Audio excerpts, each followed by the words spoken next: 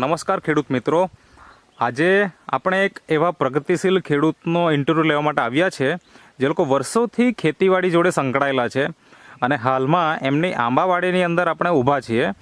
અને આ વર્ષની વાત કરીએ તો ઓલમોસ્ટ લગભગ 70-80% વાડી એવી છે કે જે ફેલ થઈ છે. લગભગ 25 કે 30% જેવી વાડીઓ હશે કે જેમાં અત્યારે કેરી દેખાય છે. તો અત્યારે આપણે એમનું જે ઇન્ટરવ્યૂ લેવા માટે જઈ રહ્યા છે તો એમની વાડીની અંદર પણ ઘણી બધી સારામાં સારી કેરી આવી છે. તો શું ટ્રીટમેન્ટ કરી, કઈ રીતે એમને ફાયદો થયો એ આપણે એમના પરિચય સાથે જાણીશું. તો સૌ પ્રથમ તમારો પરિચય આપજો. શું નામ છે તમારું? મારું નામ જયેશભાઈ બહાદુરભાઈ પટેલ. અને આપણું ગામ? મરલા પટેલ ફળિયા એટલે તાલુકો વલસાડ, જિલ્લો વલસાડ. હા, તો આ વાડીને આમ કેટલા વર્ષ થયા હશે અંદાજે? 9 વર્ષ થયા. 9 વર્ષ. અને હાલમાં તમારા અહીંયા કયા કયા મતલબ જાત છે, કઈ કઈ જાત છે? કેસર જ છે, કેસર અને દશેરી.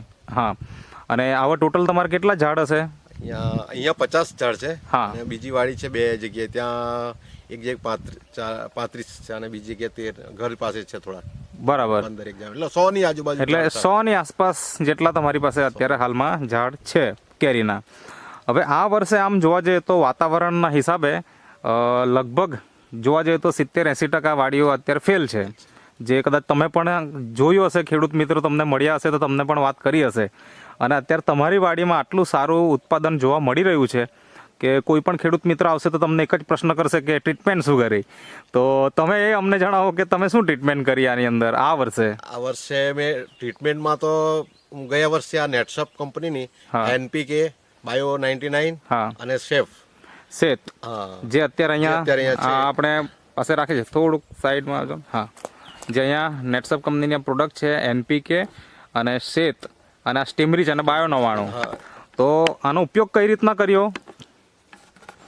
કેટલી વાર તમે ડ્રિન્ચિંગ કર્યું? ડ્રિન્ચિંગ એક વાર કરેલું, ખાલી એક જ વાર. કયા મહિનાની અંદર કરેલું, કઈ યાદ ખરું? જુલાઈ મહિનાની અંદર. એટલે વરસાદ આવ્યા પછીથી? હા, વરસાદ આવ્યા પછી ફૂલ પાણી હતું. હા, વખતે જ મેં આનો ડ્રિન્ચિંગ કરી દીધેલું. બરાબર. એક પીપમાં બનાવીને અને લગભગ 5 લીટર જેવું એક થડમાં નાખેલું. ઓકે. અને ત્યાર પછી મોર આવ્યા પછીથી તમે છંટકાવ ચાલુ કર્યો હશે? આવ્યા પછી મોર શરૂઆત થઈ એટલે મેં આ સ્ટીમરીચ નો છંટકાવ ચાલુ કરી દીધો. અચ્છા, કેટલા દિવસના અંતરે? 10 દિવસના અંતરે. એવા કેટલા સ્પ્રે કર્યા છે? 4 સ્પ્રે કર્યા. 4 સ્પ્રે કર્યા.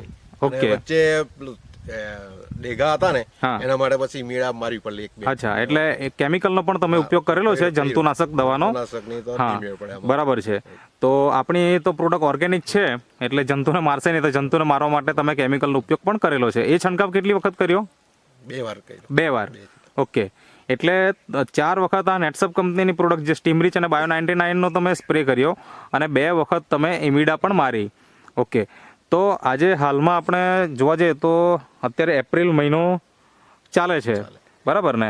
અને આજે તારીખ છે 24 તારીખ.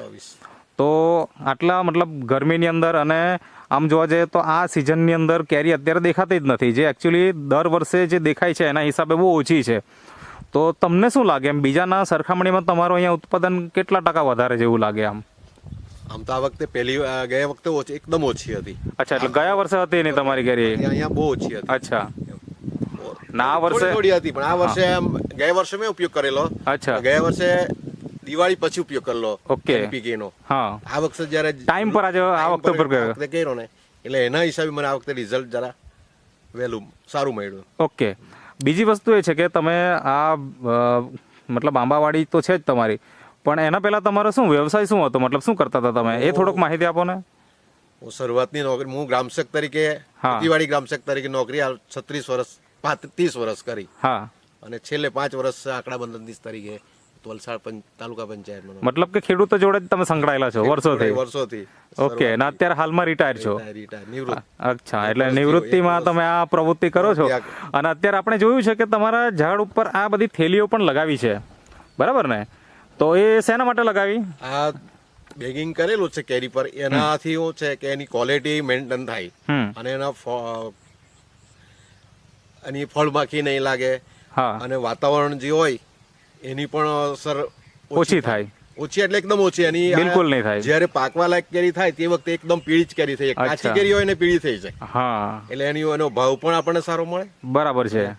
મતલબ કે એક તો ક્વોલિટી સારી રહે, જે પણ જીવાત એને કોઈ વાતાવરણની ઇફેક્ટ નહીં થાય, ફળ માખીનો ઉપદ્રવ હોય એમાં પણ આપણે બચી શકીએ. વરસાદ આવે તોય વાંધો નથી. તો ઘણા બધા ફાયદા છે. અને આજે તમે મતલબ પર જ છે આ વખતે મેં કર્યું, પહેલી વખત આ તમે પ્રયોગ કર્યો છે. ઓકે, તો એનાથી તમને ભાવની અંદર પણ ફાયદો મળશે.